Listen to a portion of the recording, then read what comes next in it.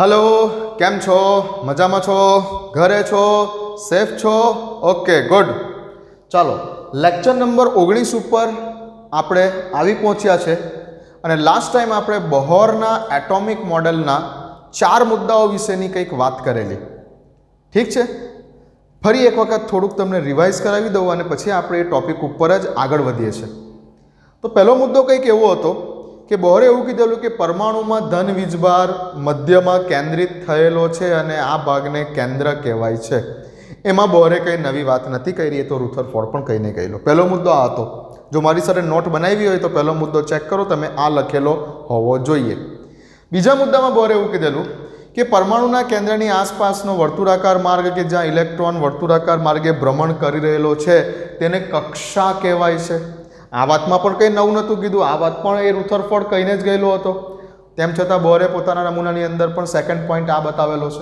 Okay આ પણ તમે લખેલો હોવો જોઈએ સેકન્ડ પોઈન્ટ આ હવે વાત ચાલુ થાય છે એક્ઝેક્ટ ત્રીજા મુદ્દાથી તો બોહરે એવું કીધેલું આપણને કે ભાઈ ઇલેક્ટ્રોન બધી કક્ષાઓમાં ભ્રમણ નથી કરી શકતો તો ઇલેક્ટ્રોન એવી જ કક્ષાઓમાં ભ્રમણ કરી શકે છે કે જ્યાં તેના કોણીય વેગમાન એલ એટલે m into V into R કોણીય વેગમાનનું મૂલ્ય એન એચ ક્રોસ જેટલું હોય અથવા બોલો કે એન એચના છેદમાં 2 જેટલું હોય આ એનો થર્ડ પોઈન્ટ હતો અહીંયાથી ડિસ્કવરી ખાસ ચાલુ થયેલી હતી એટમ વિશે બધી કક્ષાઓમાં રેન્ડમલી નથી ફરી શકતો એવી જ કક્ષાઓમાં ફરી શકે છે કે જ્યાં તેના કોણીય વેગમાનનું મૂલ્ય આટલું હોય તો બોહરે વેગમાન ફિક્સ કરી દીધું રુથરફોર્ડ નથી કરી શક્યો રુથરફોર્ડ તો ગમે તેમ કોઈ બી ઇલેક્ટ્રોન કોઈ બી કક્ષામાં ફરી શકે છે ના ઇલેક્ટ્રોન એવી જ કક્ષાઓમાં ફરી શકે છે કે જ્યાં તેના કોણીય વેગમાનનું મૂલ્ય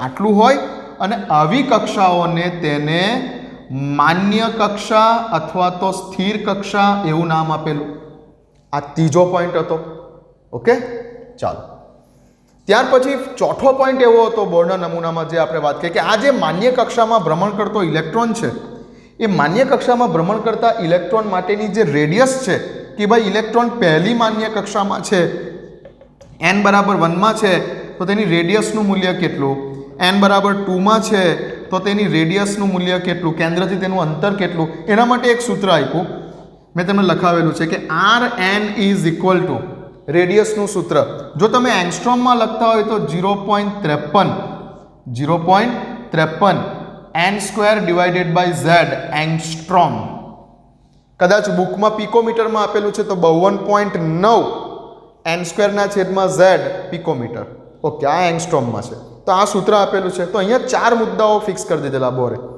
એકચ્યુઅલી વેગમાનનું મૂલ્ય ફિક્સ કરી દીધું માન્ય કક્ષા માટે અને કેન્દ્રથી તેનું અંતર કેટલું છે આ પણ એક ફિક્સ કરી દીધું ક્લિયર છે તો આટલી વાત આપણે પતાવી ચૂકેલા છે અને આને વિથ એપ્લિકેશન વિથ એક્ઝામ્પલ જે ડબલી નીટ લેવલના જે કંઈ પણ ટોપિક્સ છે એ પણ આની અંદર આપણે કવર કરી દીધેલા હતા આ ટોપિક જ્યારે ચાલેલા ત્યારે તો ટોટલ 4 ટોપિક આપણે પતાવી ચૂકેલા હતા બોહરે વેગમાનને ફિક્સ કરી દીધું માન્ય કક્ષામાં બોહરે રેડિયસ ફિક્સ કરી દીધી ઇલેક્ટ્રોન માટે કે કેટલા ડિસ્ટન્સ ઉપર ઇલેક્ટ્રોન હોઈ શકે છે પહેલી કક્ષા બીજી કક્ષા ત્રીજી કક્ષા ઓકે હવે આજે આપણે વાત કરવાની છે ઇલેક્ટ્રોનની એનર્જી વિશે 5મા નંબરનો મુદ્દો હવે આપણો સ્ટાર્ટ થાય છે આ 4 મુદ્દાઓ તમે લખી દીધા હશે to the point short and sweet લખવાના મેં લખાવેલું છે તે રીતે એપ્લિકેશનને જે દાખલા ગણાવ્યા તે તો અલગ છે પણ મુદ્દા મુખ્ય 4 જ હતા હવે આપણે 5મા મુદ્દા ઉપર એના 5મા સ્ટેટમેન્ટ ઉપર આપણે આગળ આવીએ છીએ બોહરના એટોમિક મોડેલ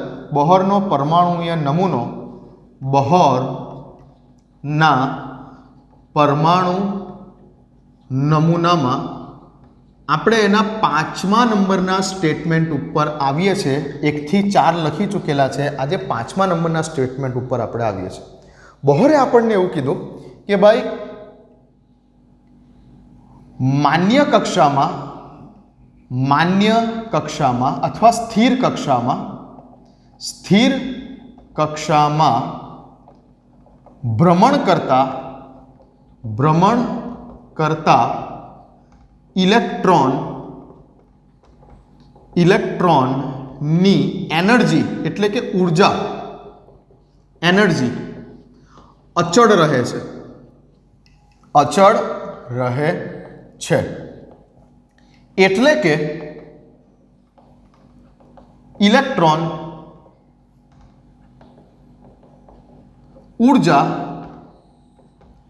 મેળવતો પણ નથી કે ઊર્જા ગુમાવતો પણ નથી. ઊર્જા ગુમાવતો પણ નથી. આ એક પોઈન્ટ કહી દીધો. જ્યાં સુધી ઇલેક્ટ્રોન પોતાની માન્ય કક્ષા અથવા તો સ્થિર કક્ષામાં ભ્રમણ કરતો રહેશે ત્યાં સુધી તેની એનર્જી જે છે તેની એનર્જી અચળ રહેશે, તેની ઉર્જા અચળ રહેશે, બદલાશે નહીં. એટલે કે નહીં તો એ એનર્જી ગેઇન કરે, નહીં તો એ એનર્જી લૂઝ કરે. ઉર્જા મેળવે પણ નહીં અને ઉર્જા ગુમાવે પણ નહીં. એ પોતાની કોન્સ્ટન્ટ એનર્જી સાથે ભ્રમણ કરતો રહેશે. આવું બોરે ફિક્સ કરી દીધું. એનર્જી પણ ફિક્સ કરી આપી 5મા મુદ્દામાં. તો બોરે એવું કીધું કે જ્યાં સુધી ઇલેક્ટ્રોન સ્થિર કક્ષામાં ભ્રમણ કરતો રહેશે ત્યાં સુધી તેની ઉર્જા અચળ રહેશે. એટલે કે નહીં તે ઉર્જા મેળવી શકશે, નહીં તે ઉર્જા ગુમાવી શકશે. બહુ મોટો પોઈન્ટ કહી દીધો આ જગ્યા ઉપર. અને એની માન્ય કક્ષા અથવા તો સ્થિર કક્ષામાં ભ્રમણ કરતા ઇલેક્ટ્રોન માટે એનર્જીનું એક સૂત્ર પણ આપી દીધું, En. પહેલી કક્ષા હોય તો E1, બીજી કક્ષા હોય તો E2, ત્રીજી કક્ષા હોય તો E3, ચોથી કક્ષા હોય તો E4 વગેરે. તો En is equal to minus RH in bracket Z square divided by N square. અને આ વેલ્યુ જૂલમાં, બુકમાં જૂલમાં આપેલું છે તો જૂલમાં લઈએ પહેલાં. તો ઇલેક્ટ્રોન જો પહેલી કક્ષામાં હશે તો તેની એનર્જી કેટલી, બીજી કક્ષામાં હશે તો તેની એનર્જી કેટલી, ત્રીજી કક્ષામાં હશે તો તેની એનર્જી કેટલી. એનની વેલ્યુ 1 2 3 4 વગેરે. આ એનની વેલ્યુ 1 2 3 4 વગેરે લઈ શકો છો. ઝેડ શું છે? ઝેડ તો પરમાણુ ક્રમાંક છે. પરમાણુ ક્રમાંક છે. ઝેડ તો આપણો શું છે? પરમાણુ ક્રમાંક છે. અને એકચ્યુઅલી હાઇડ્રોજન જેવી એક જ ઇલેક્ટ્રોન ધરાવતી સ્પીસીઝ માટે આ બોહરનો પરમાણુ નમૂનો વેલિડ છે. એટલે હાઇડ્રોજનનો પરમાણુ ક્રમાંક કેટલો છે? 1 છે. તો બની શકે કે સૂત્રને આ રીતે પણ લખી શકાય કે En is equal to minus RH 1નો વર્ગ એટલે 1/n સ્ક્વેર. હાઇડ્રોજન માટેનો પરમાણુ ક્રમાંક 1 છે ને જો હાઇડ્રોજનની વાત કરતા હોય તો ઝેડની વેલ્યુ 1 જ લેવાય. તો બની શકે કે સૂત્ર આ રીતે પણ લખેલું હોય. એનર્જીનો એકમ શું? જૂલ. RH ને શું કહેવાય છે? તો RH ને કહેવાય છે રીડબર્ગનો અચળાંક ઇન ફોર્મ ઓફ એનર્જી.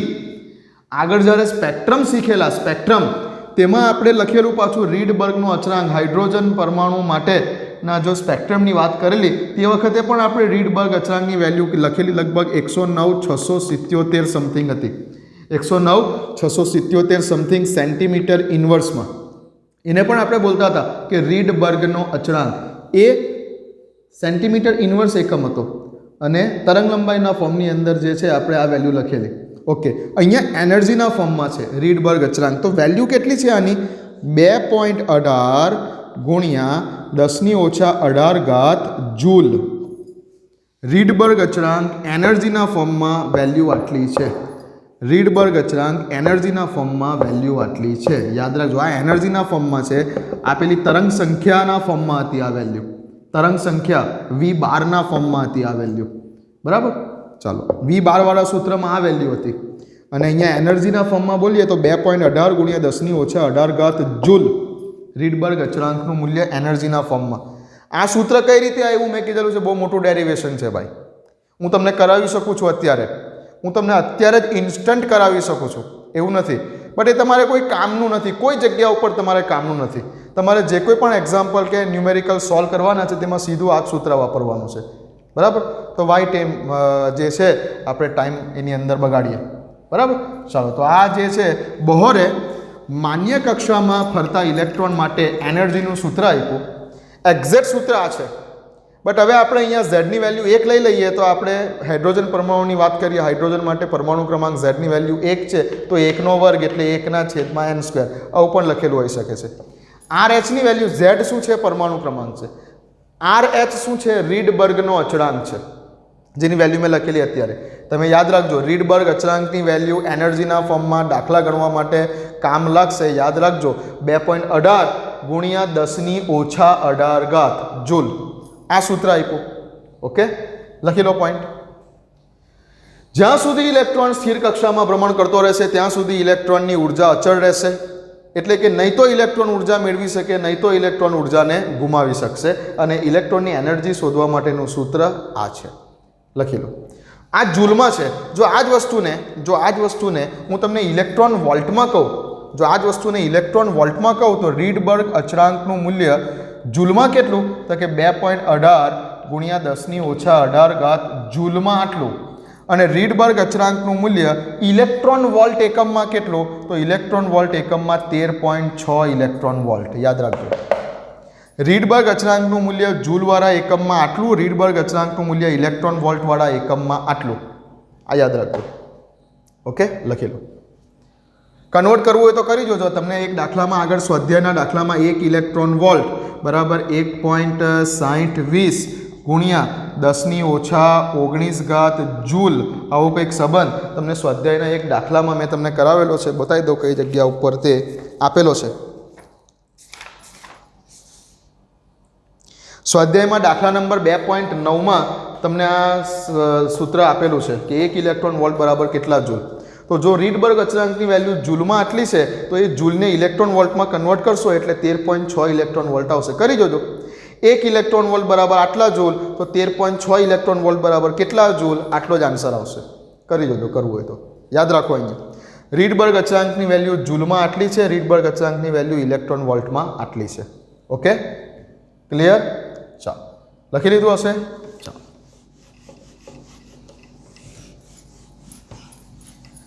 તો આ સૂત્રને મારે સિમ્પલ ફોર્મમાં બીજી રીતે પણ લખવું હોય તો En બરાબર, હવે જો હું રીડબર્ગ અચળાંકની વેલ્યુને ઇલેક્ટ્રોન વોલ્ટમાં લખી દઉં તો શું થશે? -13.6. માઇનસ તો છે જ. માઇનસ, આ માઇનસ કેમ છે એનું પણ કારણ કહું છું તમને. માઇનસ તો છે જ. આરએચની વેલ્યુ 13.6 લખી દીધી. સૂત્ર એનું એ જ છે 1/n², અથવા લોકો z²/n². ઓકે, અને એકમ હવે શું લખશો? Electron volt. એકમ શું લખશો? Electron volt. બરાબર છે. અહીંયા જૂલ છે. જો તમારે વેલ્યુ જૂલમાં લેવી છે આરએચની તો તમારે શું લખવું પડે? 2.18 ગુણ્યા 10⁻18 1/n². આ વેલ્યુ તમને જૂલ એકમમાં મળશે. એનર્જીની વેલ્યુ તમને જૂલ એકમમાં બતાવશે. આ સૂત્ર મૂકશો, એનર્જીની વેલ્યુ ઇલેક્ટ્રોન વોલ્ટ એકમમાં બતાવશે. મોટે ભાગે કોમ્પિટિટિવ એક્ઝામમાં ઇલેક્ટ્રોન વોલ્ટથી એક્ઝામ્પલ પૂછાય છે. બરાબર? અને ગણતરી ઇઝી પણ થઈ જાય ને. આ જૂલવાળી કેલ્ક્યુલેશનમાં 10ની ઘાત છે એટલે ગણતરી થોડીક મુશ્કેલ થઈ જાય. આ સૂત્ર વાપરો તો ગણતરી ઇઝી થઈ જાય. ચાલો, લખી લીધું. 5મા નંબરનો પોઈન્ટ લખી દીધો.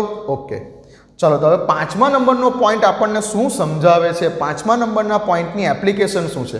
બોહરના પરમાણુ નમૂનો તમે જ્યારે લખવા બેસો, સપોઝ કે થિયરીના ફોર્મમાં આવી જાય તો આ 5મા નંબરનો મુદ્દો લખી દેવાનો, આ સૂત્ર લખી દેવાનું, પતી ગયું. પછી ડાયરેક્ટ 6ઠ્ઠા નંબરના મુદ્દા પર જવાનું.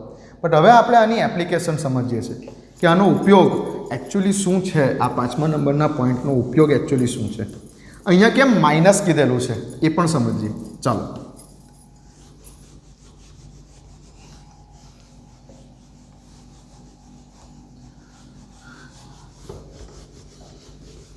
હું તમને એવું પૂછું હવે અત્યારે કે ભાઈ હાઇડ્રોજન પરમાણુમાં ઇલેક્ટ્રોન આ જે છે આ હાઇડ્રોજન પરમાણુનું કેન્દ્ર છે, આ તેનું કેન્દ્ર છે. આ જે છે તમારી n બરાબર 1, પહેલી શેલ, પહેલી કક્ષા. ઓકે, આ જે છે તે n બરાબર 2, બીજી કક્ષા. આ જે છે તે તમારી n બરાબર 3, ત્રીજી કક્ષા, વગેરે વગેરે વગેરે. હવે હું તમને પૂછું કે ઇલેક્ટ્રોન જો n બરાબર પહેલી કક્ષામાં છે તો તેની સાથે સંકળાયેલી એનર્જી એટલે કે E1 પહેલી કક્ષા સાથે સંકળાયેલી એનર્જી શોધો. જો તમારો ઇલેક્ટ્રોન પહેલી કક્ષામાં છે તો પહેલી કક્ષા સાથે સંકળાયેલી એનર્જી કેટલી હશે તે શોધો, આવું કીધું. તો સૂત્ર શું છે આપણી પાસે કે EN કોઈ પણ કક્ષા, પહેલી, બીજી, ત્રીજી, કોઈ પણ કક્ષા ઇઝ ઇક્વલ ટુ -13.6 ઇલેક્ટ્રોન વોલ્ટમાં હું ગણતરી કરું છું. તમારે જૂલમાં ગણવી હોય તો જૂલમાં, હું તમને ઇલેક્ટ્રોન વોલ્ટમાં બતાવું છું. -13.6 1 divided by n² electron volt, આ તમારું સૂત્ર છે. તો અહીંયા પૂછેલું છે કે n બરાબર 1માં હોય તો હું લખીશ કે એનર્જી પહેલી કક્ષામાં હોય તો કેટલી, તો શું લખું -13.6 1 ડિવાઇડેડ બાય પહેલી કક્ષા એટલે 1² ઇલેક્ટ્રોન વોલ્ટ 1/1. ઓકે, આન્સર આવશે 13.6 ઇલેક્ટ્રોન વોલ્ટ.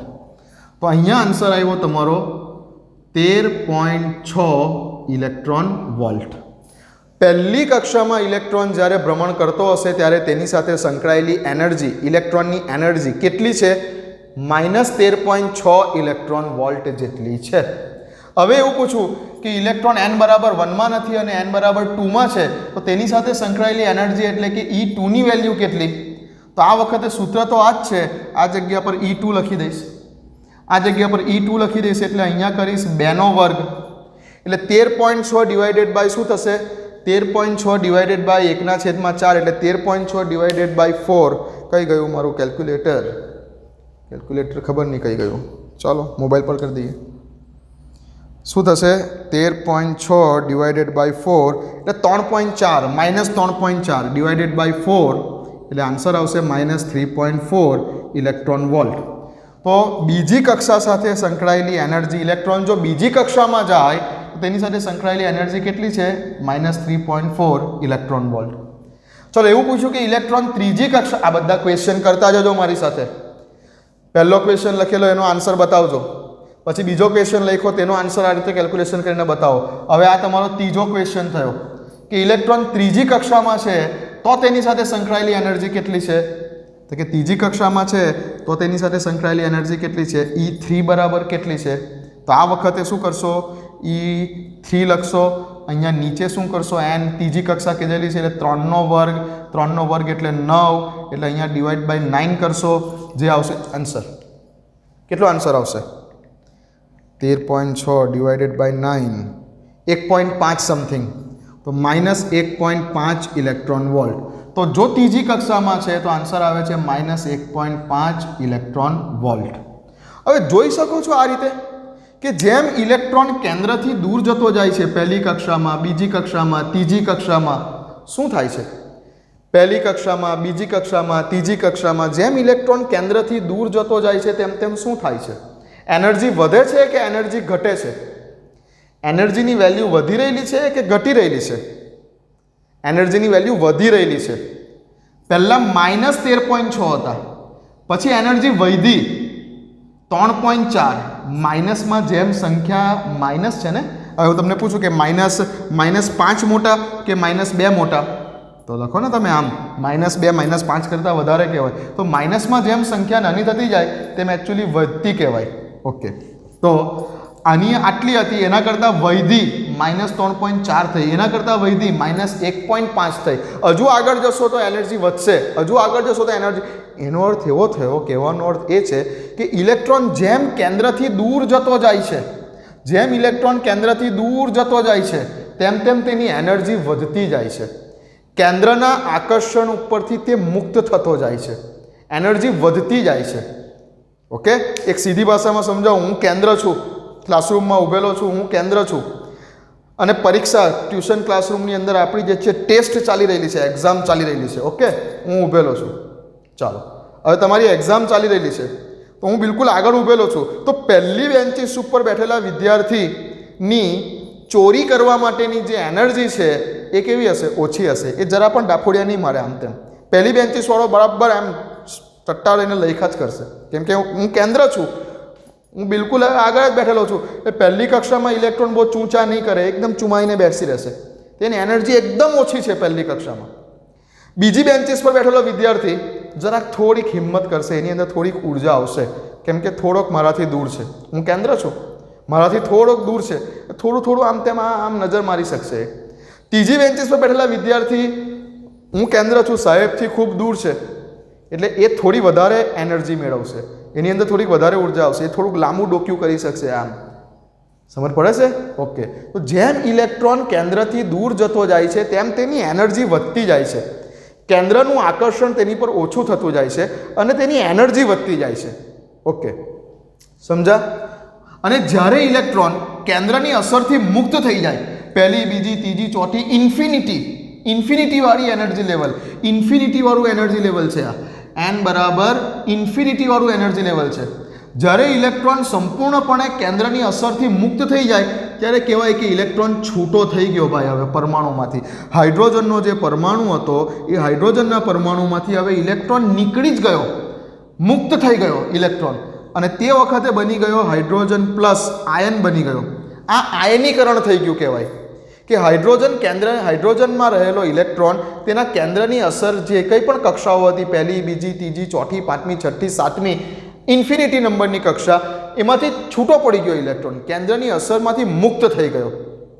તો આ ઇલેક્ટ્રોન, છૂટી પડેલા ઇલેક્ટ્રોનની એનર્જીને શૂન્ય સ્વીકારવામાં આવેલી છે. છૂટા પડી ગયેલા ઇલેક્ટ્રોનની એનર્જીને શૂન્ય સ્વીકારવામાં આવેલી છે. તો ઇલેક્ટ્રોનની છૂટા પડી ગયેલા ઇલેક્ટ્રોનની એનર્જી કેટલી છે? શૂન્ય છે, એવું સ્વીકારવામાં આવેલું છે. ઓકે, તો હવે આ ઇલેક્ટ્રોનની એનર્જી શૂન્ય છે. હવે જેમ પાછો તે કેન્દ્રની અંદર ઓર્બિટમાં આવી ગયો, કક્ષામાં આવી ગયો, તેમ બધી વેલ્યુ માઇનસ થતી ચાલી. તો કે ચલો બહાર નીકળી ગયેલો છે તો એનર્જી શૂન્ય છે, પણ જ્યારે હવે અંદર આવ્યો ત્યારે -1.5, એટલે શૂન્ય કરતાં તો ઓછી ને, શૂન્ય કરતાં તો ઓછી ને, -1.5. હજુ નજીક આવ્યો તો -3.4 ઇલેક્ટ્રોન વોલ્ટ બીજી ઓર્બિટમાં આવ્યો તો, બરાબર, એટલે આના કરતાં તો ઓછી ને. હવે 3.4 હજુ નજીક આવ્યો, n બરાબર 1 માં આવ્યો તો -13.6, તો આના કરતાં તો ઓછી ને. જેમ ઇલેક્ટ્રોન કેન્દ્રની નજીક આવતો જાય છે તેમ તેમ એની એનર્જી ઘટતી જાય છે, અને જ્યારે કેન્દ્રની અસરથી મુક્ત થઈ ગયેલો હોય ત્યારે ઇલેક્ટ્રોનની એનર્જીને શૂન્ય સ્વીકારવામાં આવેલી છે. આ વસ્તુ તમને બુકમાં પેજ નંબર 44 ઉપર, પેજ નંબર 44 કાઢો, પેજ નંબર 44 ઉપર એક ગ્રીન કલરનું કોષ્ટક આપેલું છે, તેમાં તમે જોઈ શકો છો કે હાઇડ્રોજન પરમાણુ માટે ઋણ ઇલેક્ટ્રોનની ઉર્જાનો મિનિંગ શું થયો. કેમ આપણે આ માઇનસ લખીએ છીએ? કેમ કે કેન્દ્રની અસરથી મુક્ત છે ત્યારે ઇલેક્ટ્રોનની ઉર્જાને શૂન્ય સ્વીકારવામાં આવેલી છે. હાઇડ્રોજન પરમાણુના ઇલેક્ટ્રોનની ઋણ ઇલેક્ટ્રોનની સંજ્ઞા શું છે? તો આ કોષ્ટકમાં તમે જ્યારે જોશો ત્યારે અંડરલાઇન કરી દેજો કે જ્યારે ઇલેક્ટ્રોન ઇન્ફિનિટીવાળા એનર્જી લેવલની પણ બહાર નીકળી જાય છે, ઇલેક્ટ્રોન મુક્ત થઈ જાય છે ઇન્ફિનિટીવાળામાં, ત્યારે ઇલેક્ટ્રોનની એનર્જીને શૂન્ય સ્વીકારવામાં આવેલી છે. અને જેમ અંદર આવતો જાય છે તેમ તેમ તેની એનર્જી માઇનસમાં ચાલતી જાય છે, અને સૌથી નજીક આવી જાય એટલે કે પહેલી કક્ષામાં આવે ત્યારે તેની એનર્જી -13.6 ઇલેક્ટ્રોન વોલ્ટ. ઓછામાં ઓછી એનર્જી ઇલેક્ટ્રોનની, ઓછામાં ઓછી એનર્જી તેની કઈ કક્ષામાં છે? તો કે n બરાબર 1 માં હોય ત્યારે તે ઓછામાં ઓછી એનર્જી ધરાવે છે, મિનિમમ એનર્જી ધરાવે છે. અને મેક્સિમમ એનર્જી ક્યારે ધરાવે છે? જ્યારે તે ઇન્ફિનિટીમાં છે અથવા ઇન્ફિનિટીની બહાર નીકળી જાય છે. ઓકે, આ તમને પેજ નંબર 44 ઉપર એક ગ્રીન કલરના કોષ્ટકમાં મળશે કે ઇલેક્ટ્રોન જ્યારે ઇન્ફિનિટીવાળા એનર્જી લેવલમાં છે, ઇન્ફિનિટીવાળા એનર્જી લેવલમાં છે એટલે કે તે કેન્દ્રની અસરથી મુક્ત થઈ ગયેલો છે, ત્યારે તેની એનર્જીને શૂન્ય સ્વીકારેલી છે. અને જેમ અંદર આવતો જાય છે તેમ તેની એનર્જી ઘટતી જાય છે, ઘટતી જાય છે, ઘટતી જાય છે, અને જ્યારે સૌથી નજીક આવી પહોંચે છે કેન્દ્રની, એટલે કે n બરાબર પહેલા નંબરની કક્ષામાં, ત્યારે તેની એનર્જી સૌથી ઓછી છે. Okay, clear? ચાલો, તો આ વાત હતી તો કે ઇલેક્ટ્રોન પહેલા નંબરની ઓર્બિટમાં હોય તો કેટલી એનર્જી, બીજા નંબરની ઓર્બિટમાં હોય, ઓર્બિટ એટલે કક્ષા, બીજી ઓર્બિટમાં હોય તો કેટલી એનર્જી, ત્રીજી ઓર્બિટમાં હોય તો કેટલી એનર્જી, વગેરે વગેરે વગેરે. આ વાત થઈ ગઈ.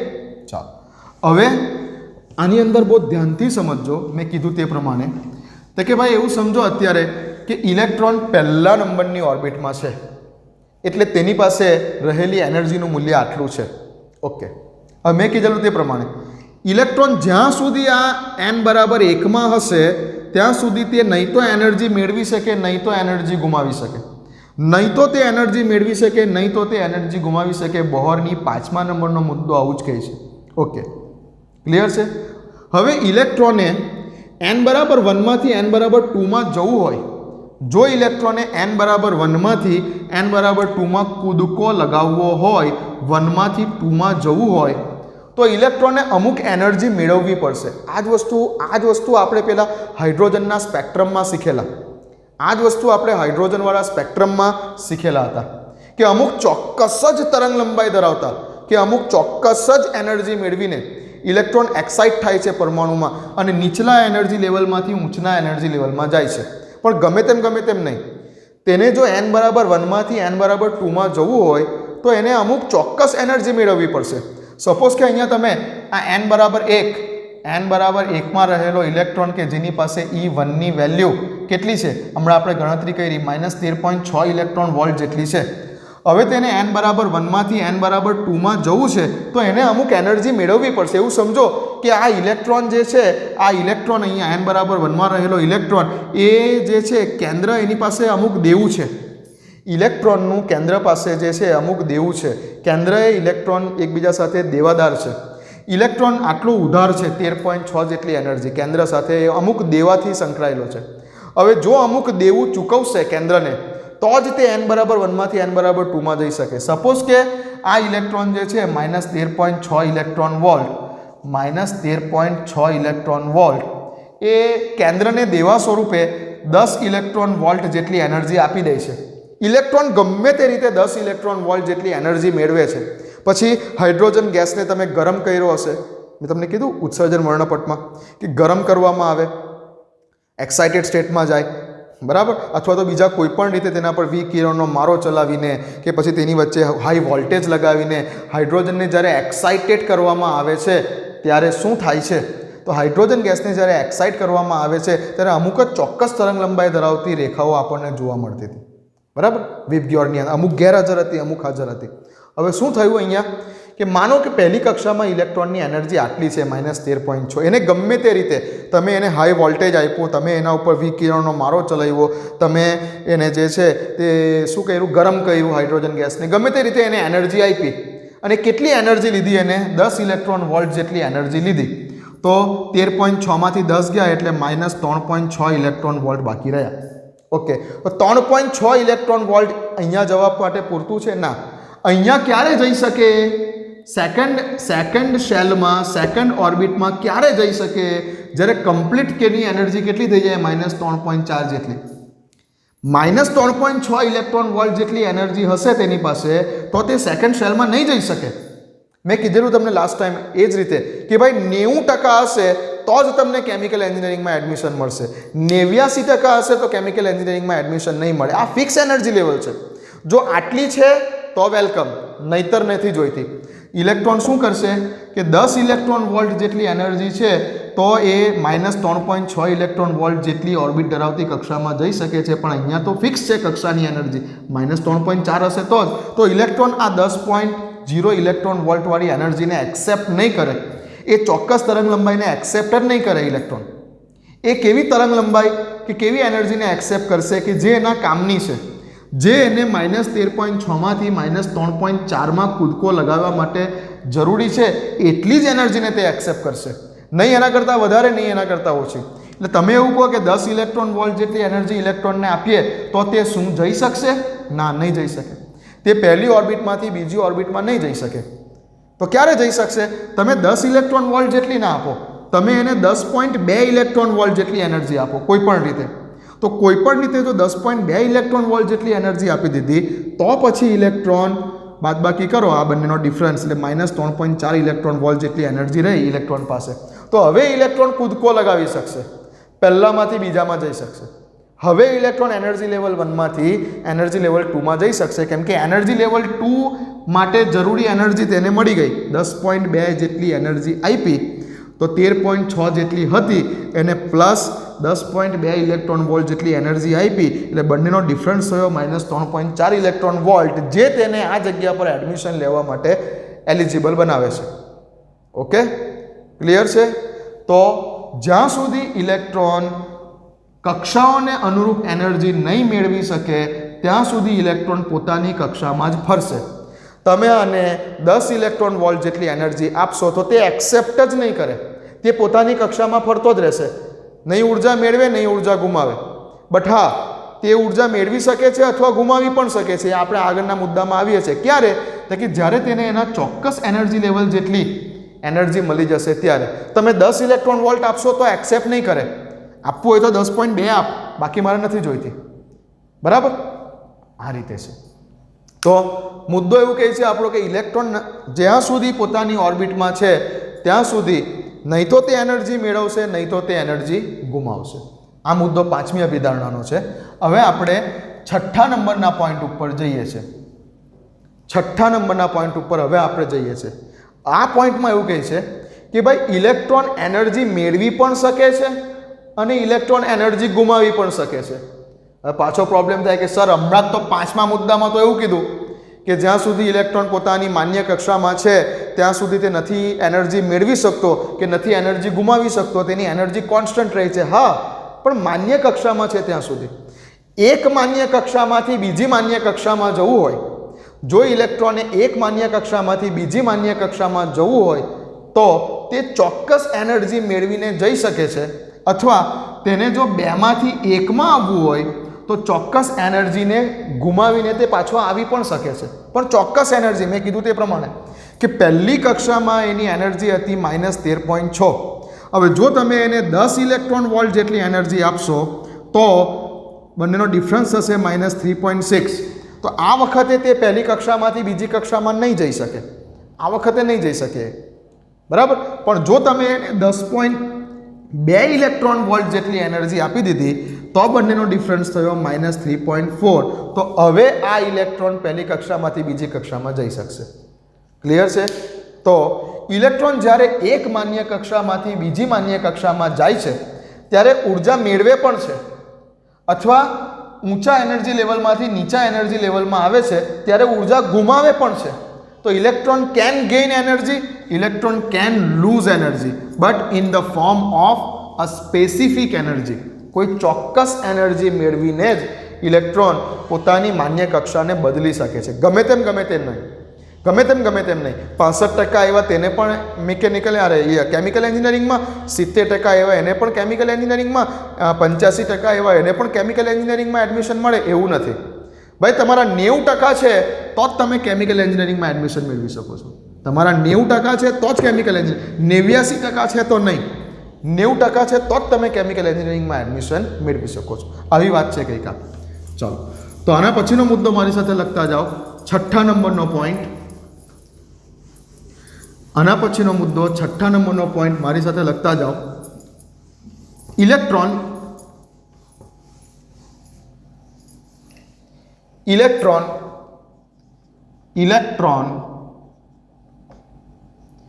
ચોક્કસ ઉર્જા મેળવીને એક માન્ય કક્ષા માંથી બીજી માન્ય કક્ષા, એક માન્ય કક્ષામાંથી બીજી માન્ય કક્ષામાં જઈ શકે છે.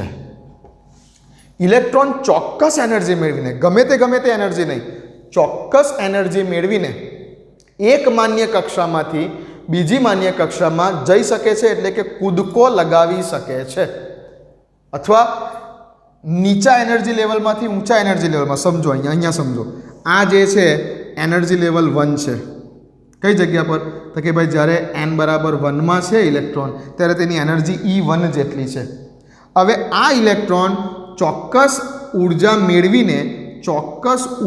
મેળવીને હવે ઉર્જા એટલે કે E બરાબર શું છે? h × new. આવું સૂત્ર હતું આપણું. E બરાબર h × ન્યુ. ચોક્કસ તરંગ લંબાઈવાળો અથવા ચોક્કસ આવૃત્તિવાળો પ્રકાશ આપાત કરો છો ત્યારે એનર્જીના ફોર્મમાં ફેરવી નાખો એને. કેટલી આવૃત્તિ છે પ્લાન્ક અચળાંક સાથે ગુણો એટલે એનર્જી મળશે. તો ચોક્કસ એનર્જી મેળવીને h × ન્યુ, ચોક્કસ તરંગ લંબાઈ કે ચોક્કસ આવૃત્તિવાળું વિકિરણ જ તે શોષે છે. ગમે તે નથી શોષતું. એટલે જ હાઇડ્રોજનના વર્ણપટમાં અમુક લાઈનો ગેરહાજર હતી, અમુક લાઈનો પેલામાં દેખાતી હતી.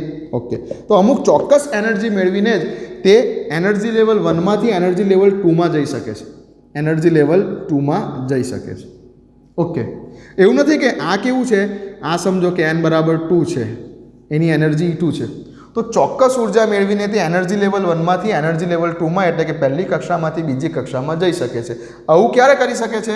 તો કે જ્યારે તે શોષણ કરે ઉર્જાનું, તો ઉર્જાનું શોષણ કરે તો ઇલેક્ટ્રોન ચોક્કસ ઉર્જા મેળવીને એક માન્ય કક્ષામાંથી બીજી માન્ય કક્ષામાં જઈ શકે છે. બરાબર. આ વખતે તમને કયો વર્ણપટ મળે? અવશોષણનો વર્ણપટ મળે. આ ઘટનાને શું કહેવાય? અવશોષણ કહેવાય. ઉર્જા મેળવે તો આ ઘટનાને અવશોષણ કહેવાય. ઓકે, તો અવશોષણ કરી અને એક એનર્જી લેવલમાંથી બીજા એનર્જી લેવલમાં જઈ શકે. પણ ગમે તે એનર્જી નહીં, કોઈ ચોક્કસ એનર્જી મેળવીને, મેં કીધું તે પ્રમાણે 10 પહેલી કક્ષામાં રહેલા ઇલેક્ટ્રોનને તમે 10 ઇલેક્ટ્રોન વોલ્ટ એનર્જી આપશો તો તે બીજી કક્ષામાં નહીં જાય. હા, તમે એને 10.2 ઇલેક્ટ્રોન વોલ્ટ આપશો તો તે પહેલી કક્ષામાંથી બીજી કક્ષામાં જશે. તો આને કહેવાય અવશોષણ. ઓકે, તેમજ આ જ પોઈન્ટને હવે બીજી રીતે લખીએ. તેમજ ઇલેક્ટ્રોન ચોક્કસ ઉર્જા ગુમાવીને પણ એક માન્ય કક્ષામાંથી બીજી માન્ય કક્ષામાં જઈ શકે છે. આ વખતે આને શું કહેવાશે? ઉત્સર્જન. હવે સપોઝ કે ઇલેક્ટ્રોન નીચી એનર્જી લેવલમાંથી ઊંચા એનર્જી લેવલમાં ઉર્જાનું શોષણ કરીને, કેટલી ઉર્જા? તો કે E બરાબર h ન્યુ જેટલી ઉર્જાનું શોષણ કરીને ગયો.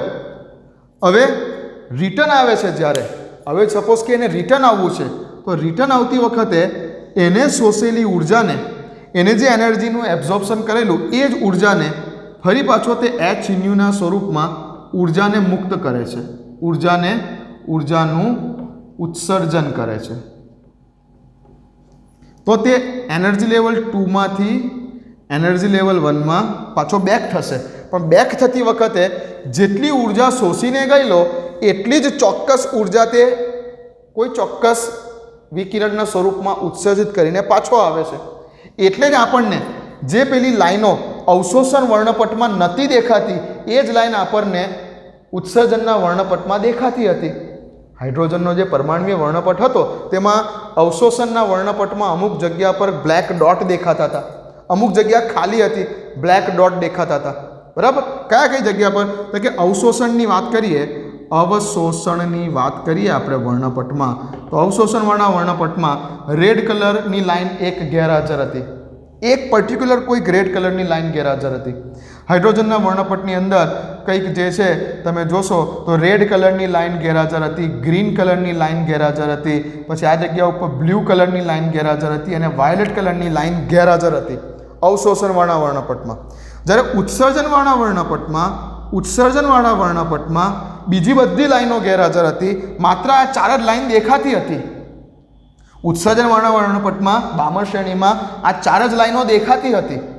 જ્યારે અવશોષણવાળા વર્ણપટમાં આ 4 પર્ટિક્યુલરલી લાઈનો હતી તે ગેરહાજર હતી. એની જગ્યા પર બ્લેક લાઈન દેખાતી હતી, કાળો અવકાશ દેખાતો હતો. અને આ જગ્યા ઉપર બીજી બધી રંગો ગેરહાજર હતા. પર્ટિક્યુલરલી ખાલી આ 4 તરંગ લંબાઈ કે આ 4 આવૃત્તિવાળી લાઈનો દેખાતી હતી. બરાબર છે? ચાલો, તો શું કરે છે? તો કે કોઈ ચોક્કસ એનર્જી મેળવીને તે એનર્જી લેવલ 1 માંથી એનર્જી લેવલ 2 માં જઈ શકે છે, જેને બોલો કે અવશોષણ થયું. અથવા તો ઇલેક્ટ્રોન ચોક્કસપણે ઉર્જા ગુમાવીને કોઈ એક માન્ય એનર્જી લેવલમાંથી એનર્જી લેવલ 2 માંથી એનર્જી લેવલ 1 માં પણ આવી શકે છે, જેને બોલો કે ઉત્સર્જન થયું. તો ઇલેક્ટ્રોન ઉર્જા મેળવી પણ શકે છે, ઇલેક્ટ્રોન ઉર્જા ગુમાવી પણ શકે છે, પણ કોઈ ચોક્કસ ઉર્જા, ગમે તેમ ઉર્જા નહીં. ગમે તે આપી દીધી કે 5 ઇલેક્ટ્રોન વોલ્ટ આપી દીધા અને કૂદકો લગાવી દે એવું નહીં. ચોક્કસ એનર્જી, એની ઓર્બિટને અનુરૂપ ચોક્કસ એનર્જી મેળવીને જ તે કૂદકો લગાવી શકે છે. એને જેટલી જરૂરી એનર્જી છે એટલી આપો તો એ ચાલ્યો જશે, બટ જો એના કરતાં ઓછી આપશો તો એ નહીં જાય. ચાલો, તો આ 6થા પોઈન્ટમાં કંઈક આવું કીધેલું છે કે ઇલેક્ટ્રોન ચોક્કસ ઉર્જા મેળવીને એક માન્ય કક્ષામાંથી બીજી માન્ય કક્ષામાં જઈ શકે છે, જેને અવશોષણ કહેવાય. તેમજ ઇલેક્ટ્રોન ચોક્કસ ઉર્જા ગુમાવીને પણ કોઈ એક માન્ય કક્ષામાંથી બીજી માન્ય કક્ષામાં આવી શકે છે. જઈ શકે છે ની જગ્યા પર હવે શબ્દ શું લખજો? આવી શકે છે. ઇલેક્ટ્રોન ચોક્કસ ઉર્જા ગુમાવીને પણ કોઈ એક માન્ય કક્ષામાંથી બીજી માન્ય કક્ષામાં, કોઈ એક માન્ય કક્ષામાંથી બીજી માન્ય કક્ષામાં રિટર્ન પણ આવી શકે છે. તો આને શું કહેવાય? ઉત્સર્જન કહેવાય. ઓકે, ચાલો, લખી દીધો હશે આ પોઈન્ટ. ચાલો, તો હવે આમાં સપોઝ કે ઇલેક્ટ્રોને ધ્યાન આપજો. હવે સપોઝ કે ઇલેક્ટ્રોને એનર્જી લેવલ 1 માં છે, ઇલેક્ટ્રોન એનર્જી લેવલ 1 માં છે. ઇલેક્ટ્રોન એનર્જી લેવલ 1 માં છે એ અમુક ચોક્કસ ઉર્જાનું શોષણ કરે છે, કેટલી? તો કે h ન્યુ જેટલી, h ન્યુ જેટલી ઉર્જાનું શોષણ કરે છે. તો વત્તા h ન્યુ જેટલી કોઈ ચોક્કસ એનર્જીનું શોષણ કરે છે અને આટલી એનર્જીનું શોષણ કરી અને તે કયા એનર્જી લેવલમાં પહોંચી જાય છે? E2. પહેલા એનર્જી લેવલમાંથી n બરાબર 2 એટલે કે બીજા એનર્જી લેવલમાં તે પહોંચી જાય છે. કેવી રીતે ગયો? તો કે આ વખતે ઉર્જાનું શોષણ કરીને ગયો. Okay, clear? હવે ઇલેક્ટ્રોન ઉર્જા ગુમાવીને પણ કોઈ એક માન્ય કક્ષામાંથી બીજી માન્ય કક્ષામાં આવી શકે. એટલે સપોઝ કે હવે ઇલેક્ટ્રોન એનર્જી લેવલ 2 માં તો પહોંચી ગયો, હવે એને પાછું એનર્જી લેવલ 1 માં આવવું છે, તો આ વખતે શું કરશે? તો કે E2 માંથી E1 માં આવવા માટે ઇલેક્ટ્રોન તેને જેટલી ઉર્જાનું શોષણ કરેલું એટલી જ ઉર્જાને ફરી પાછી તે રિમૂવ કરશે, h ન્યુ જેટલી એનર્જીને છૂટી કરશે, તો E2 માંથી E1 માં આવી શકશે. તો આને શું કહેવાય? ઉર્જાનું ઉત્સર્જન થયું કહેવાય. એનર્જીનું શોષણ કરીને પહેલાં તે E1 માંથી E2 માં ગયો, આ એનર્જી બતાવે છે, આ કોઈ ચોક્કસ ઉર્જા બતાવે છે. તો ઇલેક્ટ્રોન E1 માંથી ચોક્કસ ઉર્જાનું શોષણ કરીને E2 એનર્જી લેવલમાં ગયો. હવે E2 એનર્જી લેવલમાંથી જો તેને E1 એનર્જી લેવલમાં પાછું આવવું છે, તો આ દરમિયાન તેને જે ઉર્જા શોષેલી તે ઉર્જાને તે છૂટી કરે છે કોઈ ચોક્કસ તરંગ લંબાઈ ધરાવતા કે આવૃત્તિ ધરાવતા વિકિરણના સ્વરૂપમાં, અને તે પાછો E2 માંથી E1 માં રિટર્ન આવે છે. ઓકે, ચાલો આટલું લખી દેજો. આ પોઈન્ટમાં પોઈન્ટ નંબર 6 માં આ સેન્ટેન્સ લખી દીધું. બીજું સેન્ટેન્સ આની આગળ તમારે કન્ટિન્યુ લખવાનું છે કે ઇલેક્ટ્રોન ચોક્કસ ઉર્જા ગુમાવીને પણ એક માન્ય કક્ષામાંથી બીજી માન્ય કક્ષામાં આવી શકે છે, જેને ઉત્સર્જન થયું કહેવાય. પછી આ રીતનું કંઈક ડાયાગ્રામ બતાવવાનો છે તમારે નીચે કે શોષણ કરીને E1 માંથી E2 માં ગયો, ઉત્સર્જન કર્યું તો E2 માંથી E1 માં આવ્યો. આ રીતનો કંઈક ડાયાગ્રામ બતાવવાનો છે અને બાજુમાં આવું લખવાનું છે. આ બધી વસ્તુ લખવાની છે. અત્યારે બોર્ડ ઉપર જે છે બધી વસ્તુ લખવાની છે. લખો, હટી જાઓ, લખો.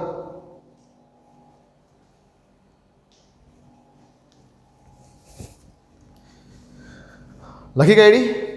આટલી વસ્તુ લખાઈ ગઈ? ચાલો, તો આ જે E1 અને E2 વચ્ચેનો જે ગેપ હશે કે ભાઈ ઇલેક્ટ્રોન કેટલી એનર્જી મેળવી તો E2 માં ગયો, અથવા ઇલેક્ટ્રોને કેટલી એનર્જી ગુમાવી તો E2 માંથી E1 માં પાછો આવ્યો, તો જે આ E2 અને E1 નો જે ડિફરન્સ છે, E2 માઇનસ E1 નો જે ડિફરન્સ છે, જેને આપણે બોલીશું ડેલ્ટા E. E2 અને E1 નો જે ડિફરન્સ છે જેને આપણે બોલીશું ડેલ્ટા E, ઉર્જાનો તફાવત. તો કે ભાઈ કેટલી ઉર્જા મેળવી તો તે E1 માંથી E2 માં જઈ શક્યો. અને એમ પણ h ન્યુ એટલે એનર્જી જ થઈ ને.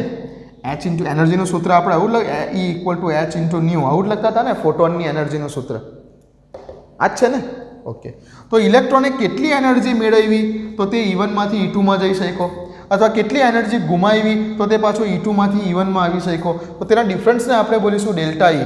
અને આ ડેલ્ટા E બરાબર હોય છે h ઇન્ટુ ન્યુ.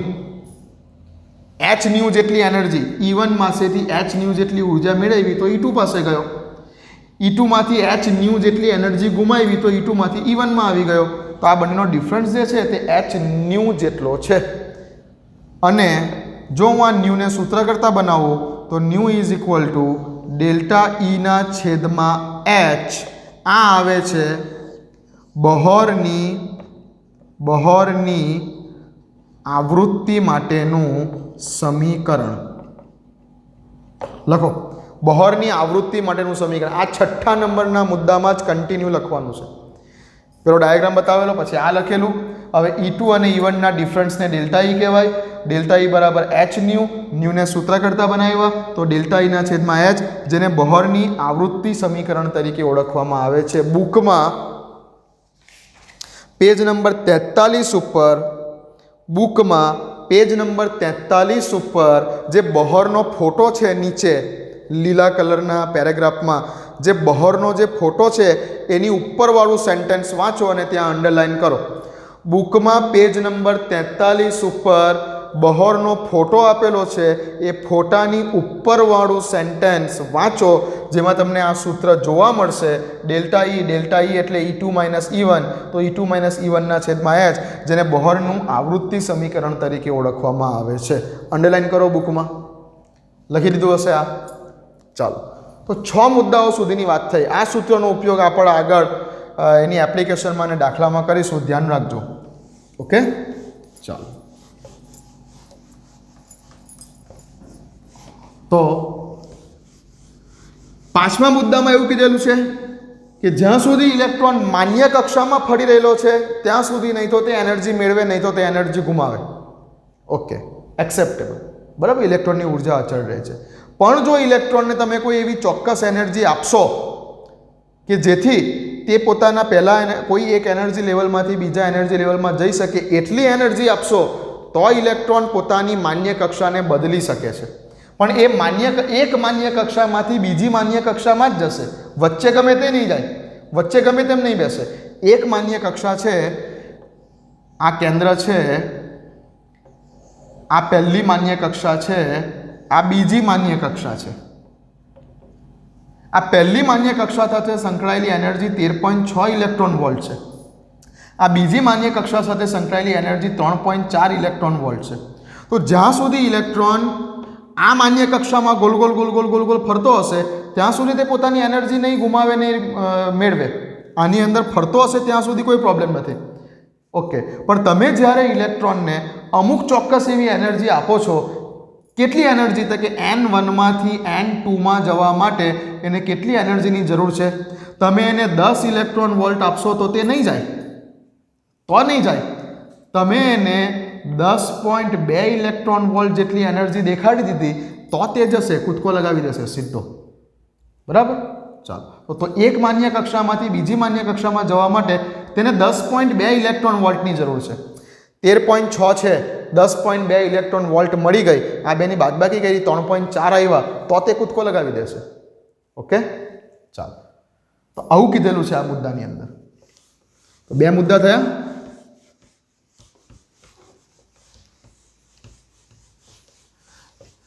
આ જ વસ્તુ એકચ્યુઅલી રુથરફોર્ડ નહોતો સમજાવી શક્યો.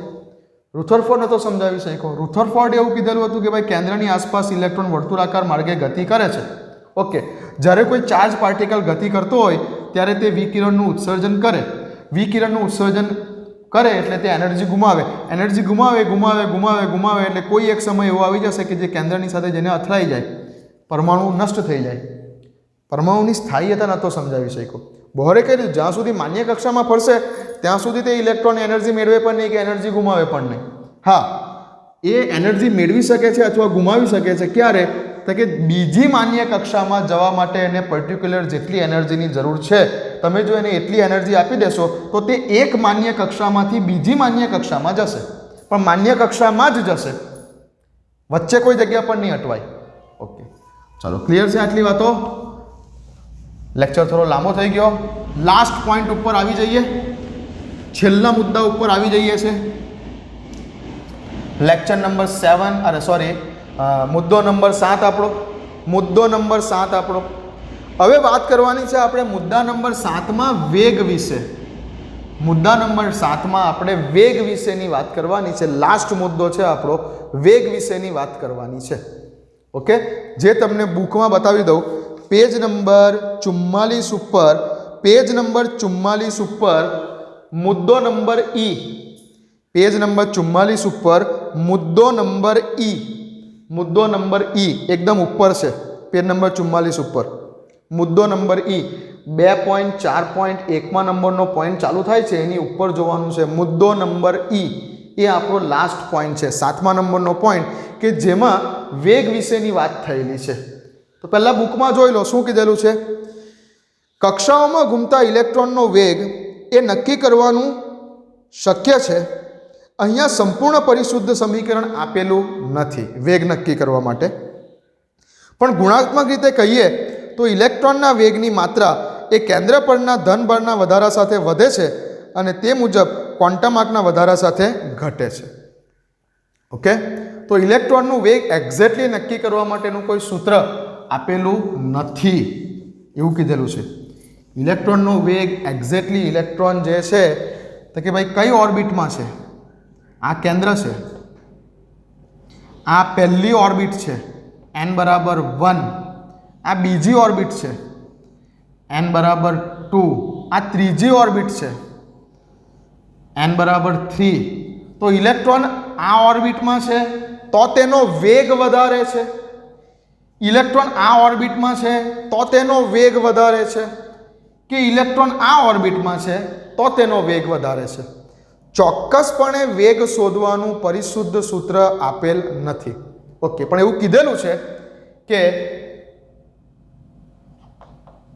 કક્ષાઓમાં ભ્રમણ કરતા ઇલેક્ટ્રોનનો વેગ કેન્દ્રના ધનભારની માત્રા, અંડરલાઈન કરી દો બુકમાં, પેજ નંબર 44 ઉપર અંડરલાઈન કરી દો. કેન્દ્રના ધનભારની વધારા સાથે વધે છે. બુકમાં અંડરલાઈન કરો.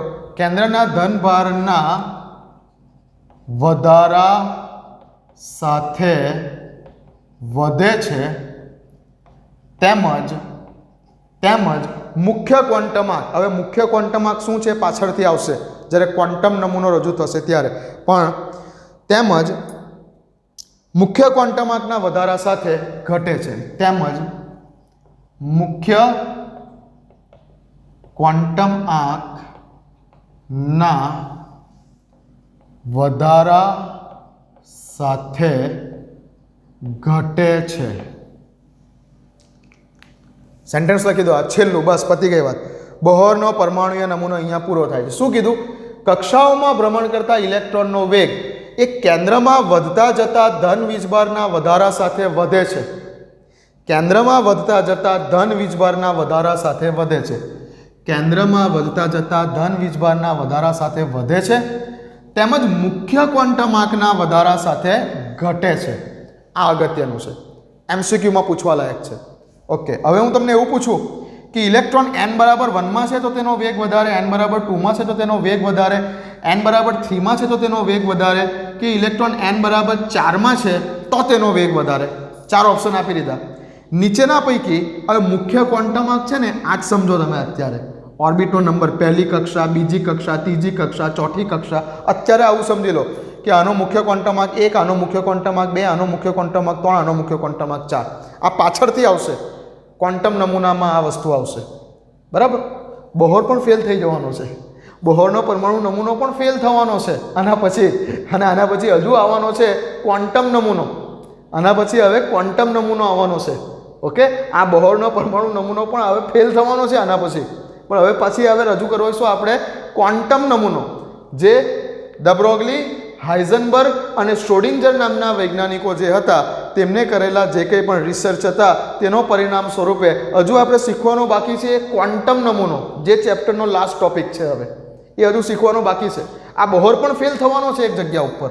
બોહરનો પરમાણુ નમૂનો પણ ફેલ થશે. કઈ પછી વાત કરીશું. ચાલો ધ્યાન આપો અહીંયા. તો મુખ્ય ક્વોન્ટમ આંક એટલે તમારી જે કક્ષાનો નંબર છે તે પહેલી કક્ષા, બીજી કક્ષા, ત્રીજી કક્ષા, ચોથી કક્ષા, આ જ એને સમજો મુખ્ય ક્વોન્ટમ આંક. ઓકે, તો જેમ મુખ્ય ક્વોન્ટમ આંક વધી રહેલો છે 1, 2, 3, 4, તેમ એનો વેગ ઘટી રહેલો છે. એટલે ઇલેક્ટ્રોન સૌથી વધારે વેગમાં ક્યારે હશે? તો કે જ્યારે તે કેન્દ્રથી સૌથી નજીક હશે ત્યારે. ઇલેક્ટ્રોનનો વેગ મેક્સિમમ ક્યારે હશે? ઇલેક્ટ્રોનનો વેગ મેક્સિમમ ક્યારે હશે? જ્યારે તે કેન્દ્રથી સૌથી નજીક હશે ત્યારે તેનો વેગ મેક્સિમમ હશે. અને એનર્જી કેવી હશે? તો કે એનર્જી એકદમ મિનિમમ હશે. એનર્જીની વાત કરેલી આગળ. સૌથી ઓછી એનર્જી ક્યારે? ઇલેક્ટ્રોનની એનર્જી સૌથી ઓછી ક્યારે? તો કે જ્યારે તે કેન્દ્રથી સૌથી નજીક હોય ત્યારે તેની એનર્જી -13.6 સૌથી ઓછી હતી. જેમ દૂર જતો હતો તેમ એનર્જી વધતી જતી હતી. એનર્જીની બાબતમાં આવું હતું. પણ વેગની બાબતમાં શું યાદ રાખો? તો કે ઇલેક્ટ્રોન કેન્દ્રથી જેટલો નજીક એટલો તેનો વેગ વધારે. કેમ? તો કે આ ઓર્બિટ જે છે ને નાની છે. જુઓ, આ ઓર્બિટ નાની છે, નાની ઓર્બિટ છે. પછી ઓર્બિટ મોટી થઈ ગઈ, પછી એના કરતાં ઓર્બિટ મોટી થઈ ગઈ, પછી પાછી ઓર્બિટ મોટી થઈ ગઈ. હવે તમે સિમ્પલ શેરડીનો રસ પીધો? શેરડીનો રસ તો પીધો હશે બધાએ. ઓકે, હવે જે પેલું રસ કાઢવાનું મશીન છે, શેરડીનું રસ કાઢવાનું મશીન, શેરડીનું રસ કાઢવાનું મશીન છે તે જોયું છે? એમાં એ જે મોટર મૂકેલી હોય તેમાં એક નાનું ચકરડું હોય અને આગળ એક બહુ મોટું ચકરડું હોય અને બંનેને બેલ્ટથી કંઈક આમ જોડેલા હોય, બેલ્ટથી જોડેલા હોય. આ મોટું ચકરડું છે રસ કાઢવાનું મશીન, આ નાનું ચકરડું છે. હવે તમે બરાબર ધ્યાનથી જોજો કે કયું ચકરડું વધારે ફાસ્ટ ફરે છે. રિવોલ્યુશન પર મિનિટ આરપીએમ, મશીનના ચક્કરની સ્પીડ આરપીએમથી માપવામાં આવે તો કોના આરપીએમ વધારે હશે? કોણ વધારે સ્પીડમાં ફરતું હશે? નાનું ચકરડું કે મોટું ચકરડું? હવે રસ પીવા જાઓ ત્યારે જોજો, નાનું ચકરડું બહુ સ્પીડમાં ફરતું હશે, મોટું ચકરડું ફરતું હશે પણ આની કમ્પેરમાં આ ધીમે ધીમે ફરતું હશે. સીધી દેશી વાત છે, જેમ ઓર્બિટ મોટી થઈ ગઈ તેમ ઇલેક્ટ્રોનને મોટો ચક્કર લગાવવો પડે, એનો વેગ ઘટી જાય. જેમ ઓર્બિટ નાની છે તેમ ઇલેક્ટ્રોન ઝડપથી ફરશે. ઓર્બિટ નાની છે તેમ ઇલેક્ટ્રોન ઝડપથી ફરશે, અહીંયા એનો વેગ વધારે હશે. મોટી ઓર્બિટમાં ઇલેક્ટ્રોનને ફરવા માટે વાર લાગશે, તેનો વેગ ઓછો હશે. નવરાત્રિ કરવા માટે જાઓ છો, નવરાત્રિ કરવા માટે, હવે આ વખતે નવરાત્રિ થાય કે નહીં થાય ખબર નહીં, નવરાત્રિ કરવા માટે જાઓ છો ત્યારે જે પેલા સર્કલ હોય તેમાં અંદરના સર્કલમાં જે ફરે એનો વેગ વધારે હોય. જે પેલા છેલ્લા સર્કલમાં ફરતો હોય, નવરાત્રિમાં ગરબા ગાતો હોય, એ થાકી ગયેલો, એનો વેગ ઓછો છે કે એક સર્કલ પૂરું કરવા માટે કેટલી વાર લાગે, એનો વેગ ઘટી ગયેલો હોય. અંદરના સર્કલમાં જે ફરતો હોય તેનો વેગ વધારે હોય. એવું જ છે ભાઈ. ઇલેક્ટ્રોન જ્યારે નાની ઓર્બિટમાં છે, n=1માં છે, ત્યારે એની વેલોસિટી મેક્સિમમ છે અને જેમ જેમ ઓર્બિટ મોટી થતી જાય છે તેમ તેમ મોટી ઓર્બિટોમાં મુખ્ય ક્વોન્ટમ આંકના વધારા સાથે, એટલે કે n=1, n=2, n=3, n=4, મોટી ઓર્બિટ જેમ જેમ થતી જાય છે તેમ તેમ તેનો વેગ ઘટતો જાય છે. આ મુદ્દામાં આવું કીધેલું છે. ઓકે, તો ફાઇનલી બોહરનો પરમાણુય નમૂનો આ જગ્યા ઉપર પૂરો થાય છે. ઓકે, આ લખી દીધું હશે સેન્ટેન્સ, ખાલી લખી લો.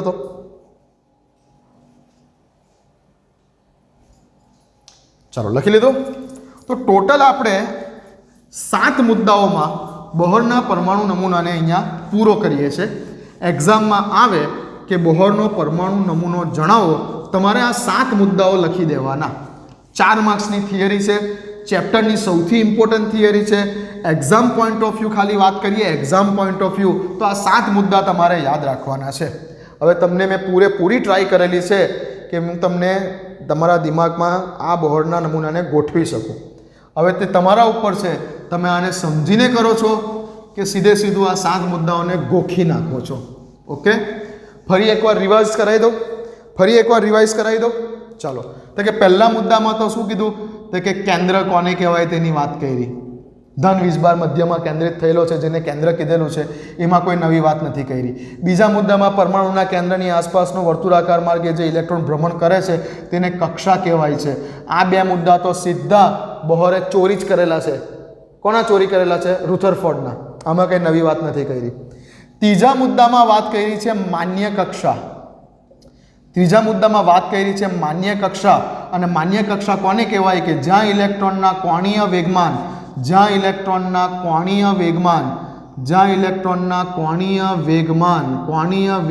એટલે કે m/v/r ની વેલ્યુ એ nh/2π હોય તેવી જ કક્ષાઓમાં ઇલેક્ટ્રોન ભ્રમણ કરી શકે છે અને તેને જ બોહરે કીધેલું કે તે માન્ય કક્ષાઓ છે. ચોથા મુદ્દાની અંદર વાત કરી છે માન્ય કક્ષામાં જ્યારે ઇલેક્ટ્રોન છે ત્યારે એને રેડિયસ, ત્રિજ્યા વિશેની વાત કરી છે. એના પછીના મુદ્દામાં તેને ત્રિજ્યા વિશેની વાત કરી છે. માન્ય કક્ષામાં રહેલા ઇલેક્ટ્રોનની જે કંઈ પણ કેન્દ્રથી અંતર છે તો બોહરે ત્રિજ્યા વિશેની વાત કરેલી છે. તો આ મુદ્દામાં રેડિયસની વેલ્યુ આપેલી છે કે Rn = બુકમાં આપેલું છે તે પ્રમાણે લખો તો 52.9 × n² પિકોમીટર, આવું બુકમાં આપેલું છે. 52.9 × n² પિકોમીટરમાં વેલ્યુ આપેલી છે, પણ મેં તમને વેલ્યુ લખાવી છે કે Rn = યાદ રાખો તમે 0.53 × n² એંગસ્ટ્રોમમાં યાદ રાખો આ વેલ્યુને. એકચ્યુઅલી n²/z છે, પણ z કેમ નથી લખતા? કેમ કે હાઇડ્રોજન પરમાણુ માટે z ની વેલ્યુ 1 છે, પણ હાઇડ્રોજન જેવી 1 ઇલેક્ટ્રોન ધરાવતી બીજી કોઈ સ્પીસીસ માટે તમારે વેલ્યુ ગણવી હોય તમારે એક્ઝેક્ટ સૂત્ર યાદ રાખવું જરૂરી છે. તો આ જ રીતે યાદ રાખો, આને આ જ રીતે યાદ રાખો. બુકમાં આપ્યું છે તે રીતે નહીં, 52.9 ઇન્ટુ A0 કહી દીધેલું છે એવું નહીં, આજ યાદ રાખો. ચોથા મુદ્દામાં એને ત્રિજ્યાની વાત કરેલી હતી, બરાબર. આજે જે આપણે શીખ્યા પાંચમા મુદ્દામાં તેને એવું કહી દીધું કે ભાઈ જ્યાં સુધી ઇલેક્ટ્રોન માન્ય કક્ષામાં છે ત્યાં સુધી નહીં તો ઇલેક્ટ્રોન ઉર્જા મેળવે નહીં તો ઇલેક્ટ્રોન ઉર્જા ગુમાવે, તેની એનર્જી અચળ રહેશે. માન્ય કક્ષામાં ફરતો રહેશે ત્યાં સુધી એનર્જી અચળ રહેશે. ઓકે, તો આ મુદ્દાની અંદર કીધું કે કેટલી એનર્જી હશે, તો કે ભાઈ માન્ય કક્ષા એટલે કે ભાઈ પહેલી માન્ય કક્ષામાં છે, બીજી માન્ય કક્ષામાં છે, ત્રીજી માન્ય કક્ષામાં છે, દરેકે દરેક માન્ય કક્ષાને રિલેટેડ એનર્જી કેટલી હશે. તો એનર્જીનું એક સૂત્ર તેને આપી દીધું, આપણે લખી દીધું En બરાબર શું છે, En બરાબર તો En બરાબર -RH Z² divided by n સ્ક્વેર. વેલ્યુ જે છે RSની વેલ્યુ તમે જો જૂલમાં લેશો તો એકમ એનો જૂલ બનશે. RSની વેલ્યુ ઇલેક્ટ્રોન વોલ્ટમાં લેશો, RSની વેલ્યુ જૂલમાં કેટલી, તો કે RSની વેલ્યુ જૂલમાં છે 2.18 ગુણ્યા 10⁻18 જૂલમાં. અને જો તમે રીડબર્ગ અચળાંકની વેલ્યુ ઇલેક્ટ્રોન વોલ્ટમાં લેશો તો 13.6 ઇલેક્ટ્રોન વોલ્ટ. તમારે જેમાં ગણવી હોય તેમાં આ સૂત્ર છે, સૂત્ર આ છે. હવે RSની વેલ્યુ જૂલમાં લેશો તો એનર્જીનો જવાબ જૂલમાં આવશે, RSની વેલ્યુ ઇલેક્ટ્રોન વોલ્ટમાં લેશો જવાબ ઇલેક્ટ્રોન વોલ્ટમાં આવશે. તો માન્ય કક્ષામાં રહેલા ઇલેક્ટ્રોનની એનર્જી માટેનું સૂત્ર પહેલી માન્ય કક્ષામાં છે, બીજી માન્ય કક્ષામાં છે, ત્રીજી માન્ય કક્ષામાં છે, ગમે તે માન્ય કક્ષામાં છે. અને માઇનસ કેમ લેવામાં આવે છે એ પણ મેં તમને કીધું કે જ્યારે ઇલેક્ટ્રોન ઇન્ફિનિટીવાળા એનર્જી લેવલમાં છે ત્યારે તેની એનર્જીને કેટલી સ્વીકારવામાં આવેલી છે, 0. એટલે જેમ તે કેન્દ્રની નજીક આવતો જાય તેમ તેમ તેની એનર્જી ઓછી થતી જાય. અને સૌથી ઓછી ક્યારે થઈ જાય, જ્યારે તે પહેલા એનર્જી લેવલમાં હોય ત્યારે, -13.6 ઇલેક્ટ્રોન વોલ્ટ પહેલા એનર્જી લેવલમાં. વાત કરીએ ને આપણે, આ કેન્દ્ર છે, આ પહેલું એનર્જી લેવલ એમાં -13.6 ઇલેક્ટ્રોન વોલ્ટ, આ બીજું એનર્જી લેવલ લગભગ -3.4 ઇલેક્ટ્રોન વોલ્ટ. એવી રીતે બહાર નીકળી જાય તો 0 થઈ જાય એનર્જી. જેમ નજીક આવતો જાય તેમ તેમ તેની એનર્જી ઘટતી જાય અને પહેલા એનર્જી લેવલમાં તેની એનર્જી સૌથી ઓછી હોય -13.6 ઇલેક્ટ્રોન વોલ્ટ જેટલી. ઓકે, તો આ પાંચમા મુદ્દામાં આની વાત થયેલી છે. આ જ મુદ્દામાં બોહરે આ મુદ્દા પછી જે છઠ્ઠો મુદ્દો હતો એની અંદર વાત કરેલી છે કે હવે જો ઇલેક્ટ્રોન માન્ય કક્ષાને બદલે એક માન્ય કક્ષામાંથી બીજી માન્ય કક્ષામાં જાય તો તે એનર્જી મેળવીને જઈ શકે છે, જેને ઉર્જાનું શોષણ થયું કહેવાય. અથવા તો તે કોઈ માન્ય કક્ષામાંથી બીજી માન્ય કક્ષામાં આવે તો તે ઉર્જા ગુમાવીને આવી શકે છે, ચોક્કસ ઉર્જા મેળવીને જઈ શકે છે અથવા ચોક્કસ ઉર્જા ગુમાવીને આવી પણ શકે છે.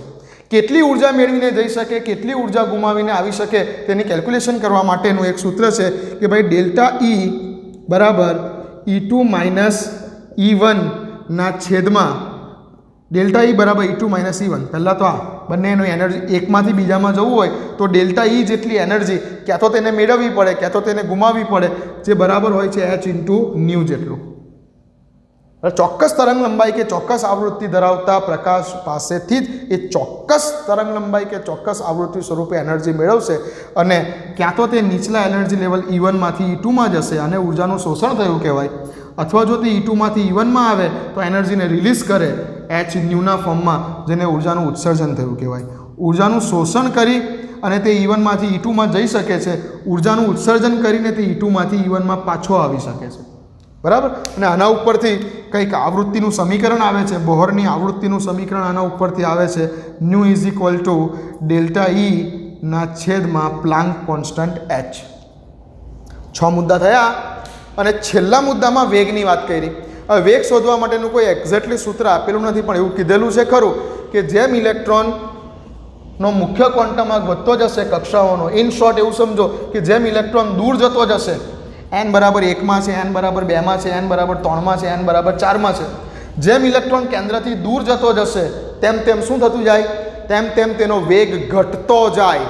નવરાત્રિવાળું સર્કલ યાદ રાખો, જે મોટા અથવા શેરડીના રસવાળું ઉદાહરણ યાદ રાખો. નાનું ચકરડું બહુ સ્પીડમાં ફરે અને મોટું ચકરડું ધીમે ધીમે ફરે. તો જેમ ઇલેક્ટ્રોન નાની ઓર્બિટમાં છે ત્યારે તેનો વેગ મેક્સિમમ છે અને ઇલેક્ટ્રોન મોટી ઓર્બિટમાં ફરી રહેલો છે ત્યારે તેનો વેગ ઓછો છે, બરાબર. આટલી વસ્તુની આપણે વાત કરીએ છીએ અહીંયા. અહીં બોર્ડનો નમૂનો આપણે પૂરો કરીએ છીએ ફાઇનલી. ઓકે, નેક્સ્ટ ટાઈમ મળીએ. વાંચતા રહો, આ વિડીયોને ફરી એક વખત જોઈ લો, બરાબર પાકું કરી દો. એક્ઝામમાં તો તમારે આ 7 મુદ્દા જ લખવાના છે, પણ મેં તમને ઘણી બધી બીજી બધી સાથે સાથે એપ્લિકેશનો કીધેલી છે, એ યાદ રાખજો. ચાલો મળીએ.